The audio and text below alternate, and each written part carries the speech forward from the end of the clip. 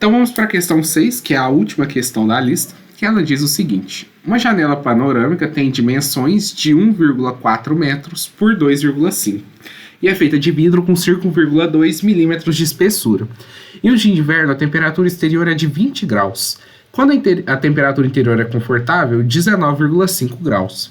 Qual é a taxa de perda de calor por condução pela janela? Então, vamos começar respondendo a letra A. Como a gente está falando só de um material, a gente vai usar a lei de Fourier. Então, K vezes a área vezes ΔT sobre a espessura. Então, a gente tem o K, né, que ele dá aqui no finalzinho, o K do vidro.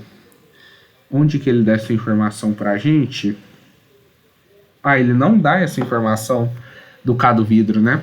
Tem um exercício anterior que fala, né? Porque como os exercícios são tirados do livro, às vezes ele não dá certas informações porque já foi dado anteriormente. Então, o K do vidro que a gente viu anteriormente, ele é de 0,8, certo?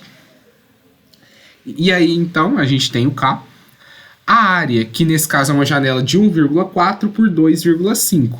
Então, a área nada mais é que eu multiplicar a base vezes a altura. Então, 1,4 vezes 2,5, eu tenho que a minha área é de 3,5 metros quadrados.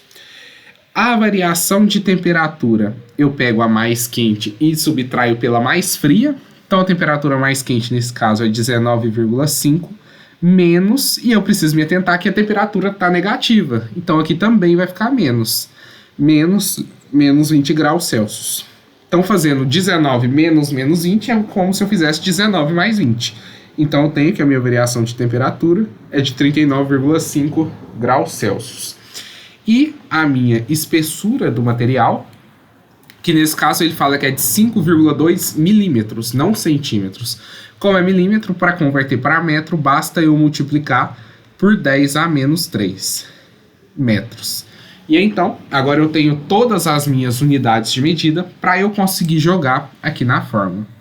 Então, eu tenho que a minha variação de temperatura vai ser de 0,8 vezes 3,5 vezes 39,5 dividido por 5,2 vezes 10 a menos 3.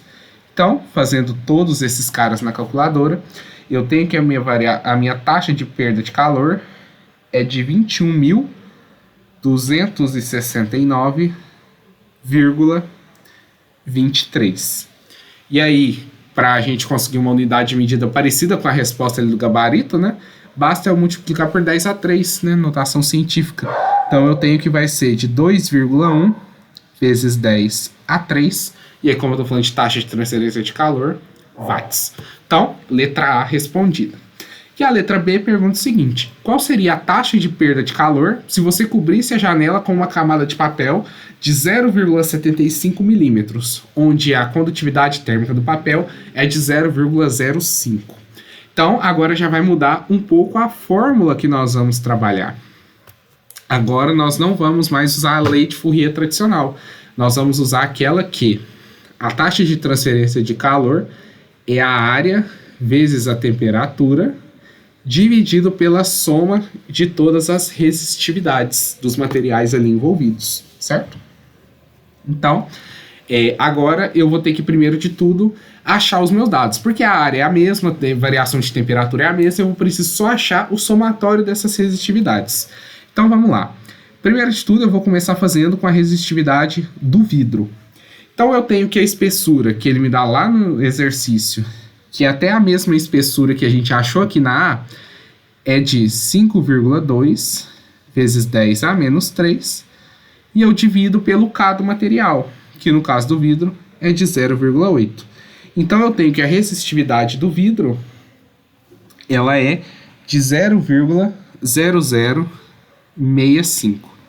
E aí, agora, calculando a resistividade do papel, eu tenho que a espessura dele é de 0,75 milímetros, convertendo para metros, é de 0,75 vezes 10 a menos 3, dividido pela condutividade térmica, que é de 0,05. Aí esse cara aqui vai ser 0,01. 15. Então agora eu tenho todos esses caras, basta eu jogar na fórmula para achar essa nova taxa de transferência de calor quando eu adiciono o papel. Então eu tenho que o meu Q vai ser igual à área, que é de 3,5, vezes a temperatura, que é de 39,5, dividido pela soma desses caras aqui, que quando eu fizer na calculadora, né, 0,0065 mais 0,015 vai ser 0,0215. E aí, então, resolvendo todo mundo aqui novamente na calculadora, eu tenho que a taxa de transferência de calor nesse caso vai ser de 6.430,23 watts, porque é a unidade de medida. E aí, então, só para a gente conseguir colocar um valor próximo ali do gabarito, né? Como a gente está falando de 6.400, basta eu transformar para notação científica. Então, 6,4 vezes 10 a 3 watts, o que bate perfeitamente com a resposta final.